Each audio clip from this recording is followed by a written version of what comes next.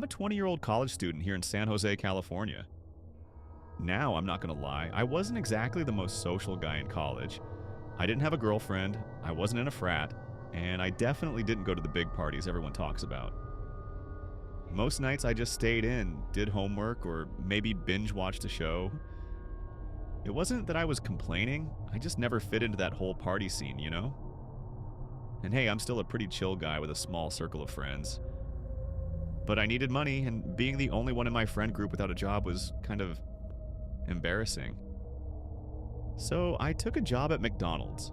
It was the one on Monterey Road, the 24-hour spot that, if you live here, you know exactly which one I'm talking about. Now, working at McDonald's isn't the most glamorous gig, but it paid decent for a college student like me. Plus, the night shifts weren't bad. I mean, it was mostly empty, right? Just a few random customers driving through late at night for their fix of fries and nuggets. Easy money. I wasn't expecting much in terms of excitement, but trust me, I should have. The first few nights were boring, to say the least. There'd be the occasional drunk guy trying to order something bizarre at 2 a.m. or the late-night trucker grabbing coffee, but nothing weird happened. At least not at first, but one night everything changed. It was a Tuesday. I remember it vividly. I was covering the night shift by myself, just me and Lisa, another co-worker who usually worked the back. The store was dead quiet. The only sounds were the soft hum of the fryer and the occasional beep from the drive-thru. It was like the world outside just disappeared. I was standing by the counter, fighting the exhaustion in my eyes, hoping for at least one more customer to walk through the door before my shift ended. That's when I noticed something weird: the security cameras. We had these 6 screens on the wall, each showing a different angle of the store. There was one on the parking lot, one at the counter, one at the back door, and of course, the play place. Now, the play place was supposed to be locked after 10 p.m., and believe me, I was the one who made sure of that. But on one of the screens, I saw something that made my stomach drop.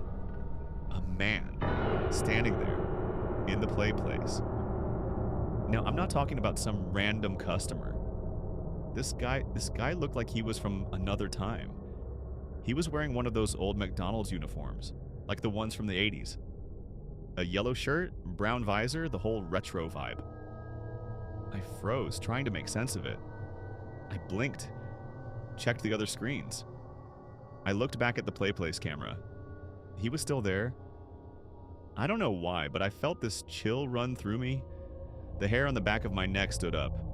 I knew the door to the PlayPlace was locked. I had just checked it. But there he was, standing perfectly still, with his back to the camera. I looked away for a second. Maybe it was just a glitch, right? But when I looked back, he was gone. I rubbed my eyes. Maybe I was just tired. Maybe it was the dim lighting playing tricks on me. But I couldn't shake the feeling that something wasn't right. And then, bang! A loud, deafening noise came from the back door, like someone had slammed it open. Lisa screamed from the back. I nearly jumped out of my skin. I rushed toward the back area, my heart pounding, trying to figure out what was going on. Lisa was standing near the freezer, her face as pale as a ghost. "Did you hear that?" she whispered, her voice shaky.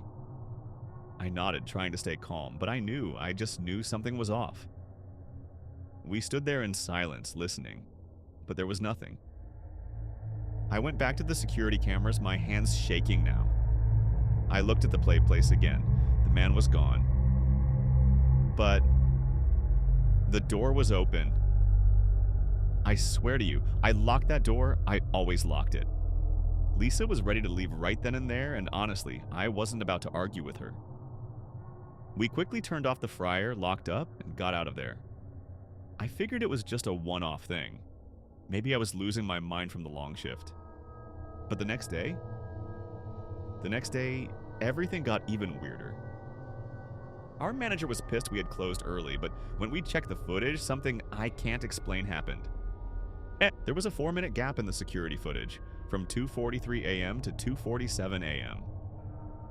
No glitches, no technical issues, just pure black. The cameras had completely gone dark. 4 whole minutes of missing footage. We all looked at each other, the unease creeping back in. How could that happen, and why? I never worked a night shift again after that. Never. And to this day, I avoid that McDonald's like the plague. Every time I drive by it, I feel this creeping sensation like someone's watching me. And sometimes, just for a second, just a flicker, I swear I see someone standing in the play place. I don't know who he is, I don't know what he wants. But when I drive by sometimes, he waves.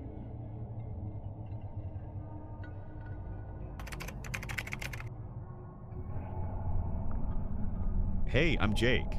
I'm 17, I live in Lyon, France, and I've always been obsessed with weird internet stories. You know, the ones about time loops, places that reset when no one's looking, and McDonald's locations with hidden back rooms. Some claim if you stay inside after closing, something happens. Employees that aren't really employees. People getting stuck in loops. I never believed any of it, until I got locked inside. See, McDonald's here closes at 2 a.m. One night after a fight with my parents, I decided to test the theories myself. I went to the McDonald's near Place Bellecour, grabbed a Coke, and sat in the back. At 1:55 a.m., they started cleaning up. By 2 a.m., the last customers were gone. I slipped into the restroom, locked a stall, and waited. A few minutes later, I heard the front doors lock. Silence. I'd made it.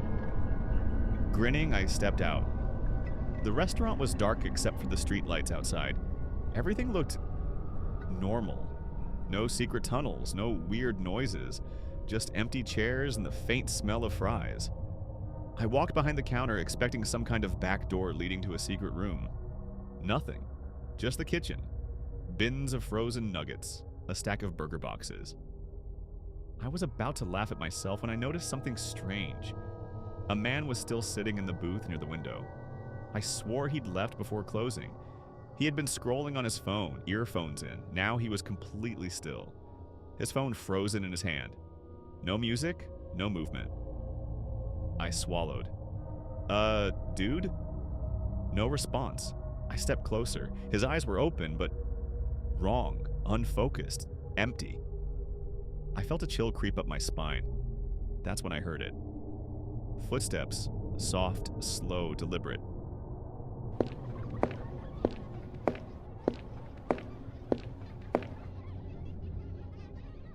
I turned. A McDonald's employee stood behind the counter. Something about him made my skin crawl. His uniform was old, like from decades ago.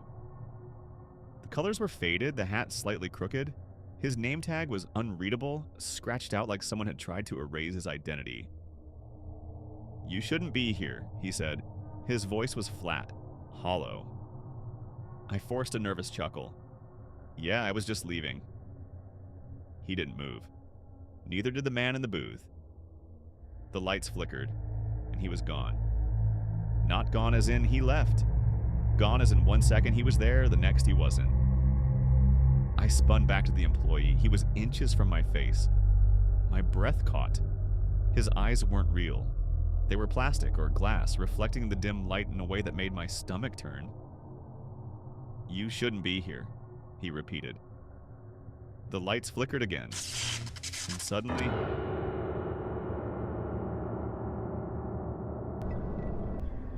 I was sitting back in my booth, full Coke in front of me, the restaurant full of people, like nothing had happened. I checked my phone. 1:47 a.m. The time I arrived, I felt sick. I glanced around, searching for the old employee, the frozen man. Anything to prove I wasn't losing it. Nothing. Then I saw the receipt on my tray. At the bottom, where the total should be, were 2 words. "Welcome back." I grabbed my stuff and ran.